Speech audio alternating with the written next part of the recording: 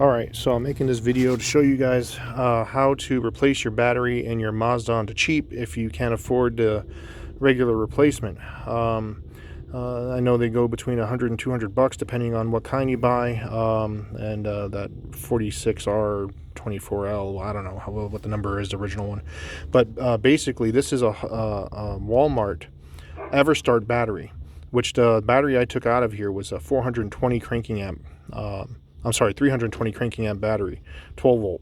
And this one here, you can see, is a Everstart U1 group size, and it's 355 cold cranking amp, so it's stronger than the battery that came out of here.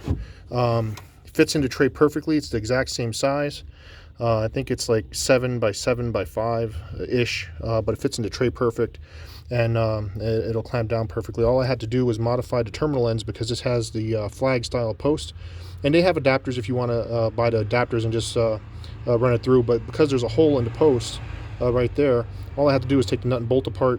I had to grind a little bit on the end here and take off a little bit of the end of the tab to support, and same here, and flatten it out. But if you're going to modify it and you know how to work on cars, you should be able to figure out how to make that flat so that you can get the bolt through on both sides and that it'll slide over and line up with the holes.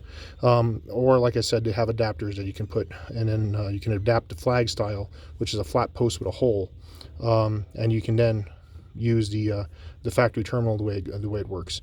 If you can find a U1R with the same cranking amps, that'll have the post on the opposite side, so it'll have the positive here and the negative here. It'll make it better, because then you will have you won't have to pull the wires out. I had to pull the cable through that little grommet, and it was a little tough, but I was able to do it, pull it out an inch or two so I can get a little bit extra room on the negative.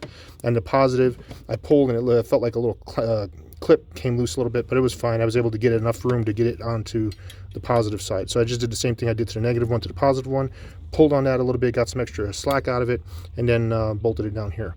And it fits right in. I'll show you that in a second once the clamp is back on. Okay, there it is with the bracket in on the lower hole. It's on there tight. Battery, maybe I could put a little bit of a wedge in there or something, make it a little bit tighter, or maybe tighten this down a little bit more. But either way, it holds it in place where it's supposed to be. So I might put a little bit of a wedge or something there. And I'm going to start it up and show you guys now. Okay, so what I did was just bent the bracket a little bit. I took the bracket back off, put a bit of a bow right here, bent it up against my leg or a bar, whatever you can do. Just put a slight little bend in it so it pushes down more. And now you can see as tight as it needs to be. I can barely move it. Okay, so there you go. Now to start. Okay, so here we go, starting it up. Now it needs a tune up, but that's besides the point. That'll be a video coming later, but there you go. Cranks and starts.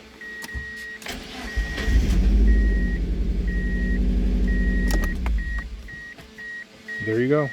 So, good way to save some money and get a cheaper battery alternative. God bless.